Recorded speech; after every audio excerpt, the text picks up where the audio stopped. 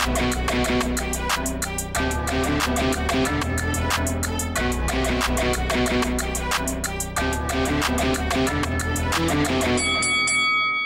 guys, welcome to Boxing Squared for boxing news and views from around the internet.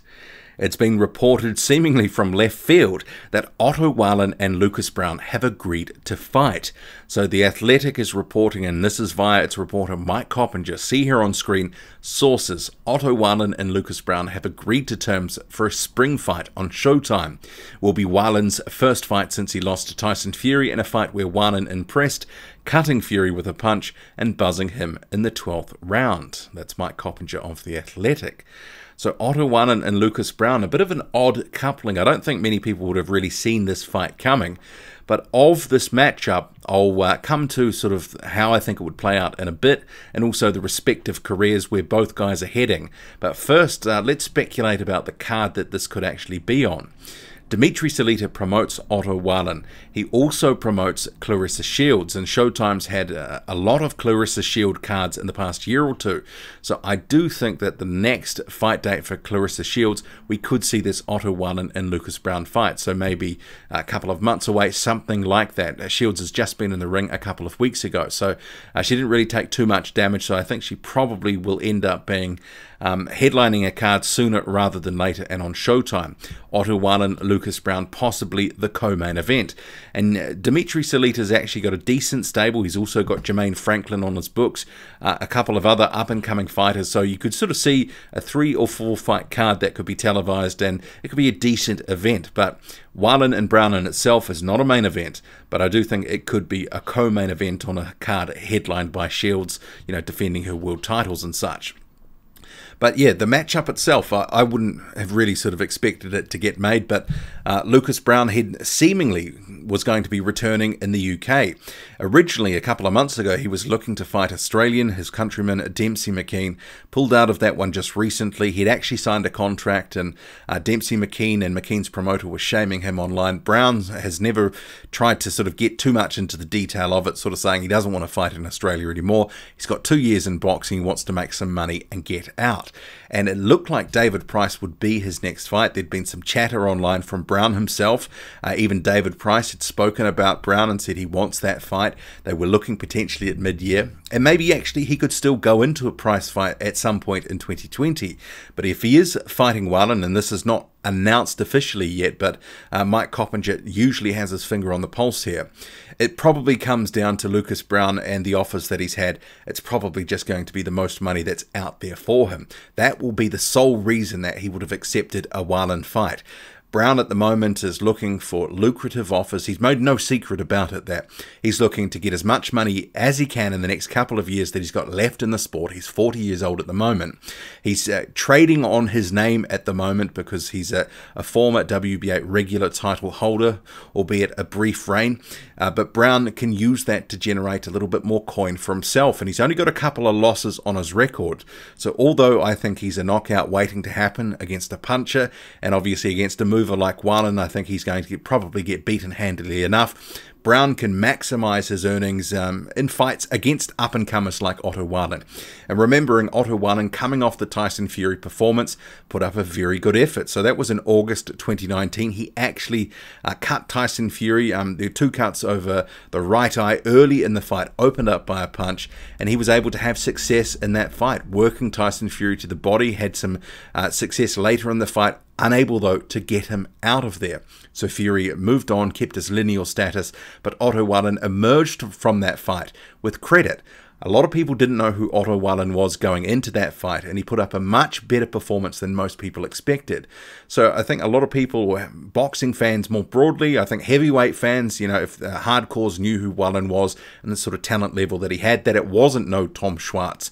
And Wallin did impress. So Wallin's promoter, Dimitri Salita, has been looking for that bounce-back fight.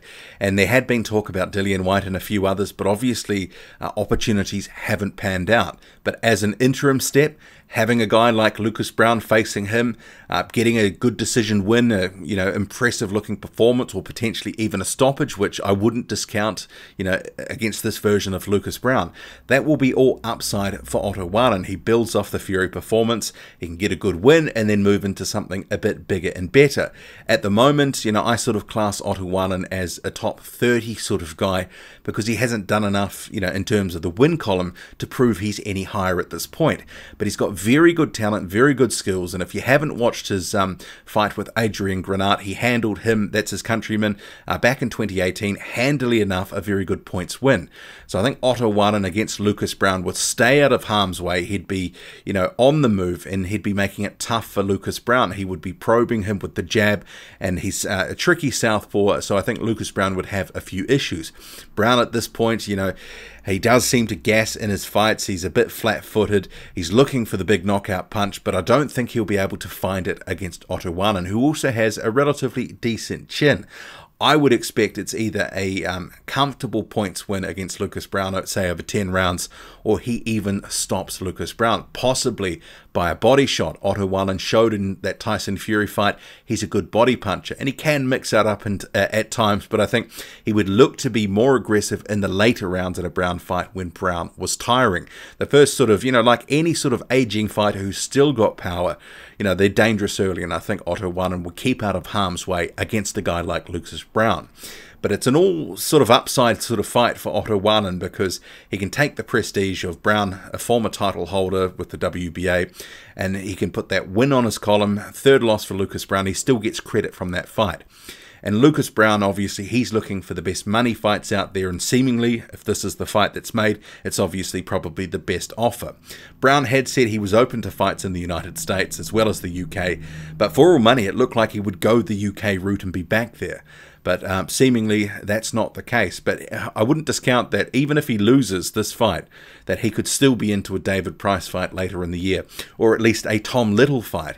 Possibly that's really where his level is at this point in his career, which is a step below David Price. I think Tom Little and Lucas Browne, that's actually a relatively fun fight, a bit of a slugfest, and either guy could get knocked out. But it is getting to a point in Lucas Browne's career now, although he's only got the couple losses, and I think he'd get a third one against OTTO WALLIN, that the credit for facing him does diminish, and relatively quickly. If he gets knocked out against OTTO WALLIN and looks terrible in that fight, the demand, it does go down. So he might have to go back to a Tom Little style of fight before going back up to a David Price. That's if he lost to OTTO WALLIN. But he will just go where the money takes him at this point. I think he's not too picky. He's really just looking for the best coin available. And, if he hasn't made a huge amount in his career, which Browne says he hasn't got rich from boxing, well, you can't really fault him for that. But there is a diminishing return for credit for facing him, especially if he looks poor and continues to look poor at a good level. And OTTO WALLIN, I do believe he is a guy that has top 20 talent. We've yet to see him sort of get the wins to sort of, elevate him to that level, but he does have the talent. So it's a decent sort of stay busy for OTTO WALLIN as he pursues bigger fights in the heavyweight division. And I could well see him going from this into a much bigger fight, especially if he looks really good. But what do you make of this? Drop a comment, loud and often. Hit like, hit subscribe. Follow me on Twitter, boxing_squared. I'm out.